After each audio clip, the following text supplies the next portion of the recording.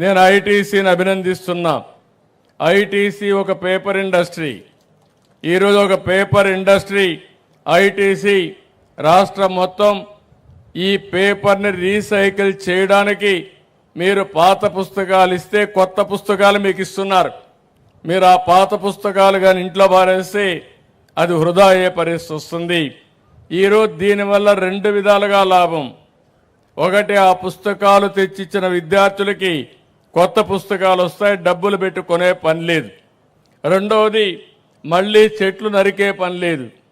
చెట్లు నరక్కపోతే ఆటోమేటిక్గా మనకు ఆక్సిజన్ ఇస్తాయి. ఇలాంటివన్నీ కూడా మనం గుర్తుపెట్టుకోవాల్సిన అవసరం ఉంది. నేను ఈరోజు ఒకటే అంటున్నాను, ఇది నేనేదో బలవంతం చేస్తున్నానని కాదు. నేను ఒక ముఖ్యమంత్రిగా ప్రజాహితం కోసం ఆలోచిస్తున్నాను, భావితరాల భవిష్యత్తు కోసం ఆలోచిస్తున్నాను. అందుకే స్వచ్ఛ ఆంధ్రప్రదేశ్ అనేది ప్రతి ఒక్కరి భాగస్వామ్యం ఉండాలి. దీన్ని ఉద్యమంగా మనం ముందుకు తీసుకుపోవాల్సిన అవసరం ఉందని చెప్పి కూడా నేను మీకు తెలియజేస్తున్నా.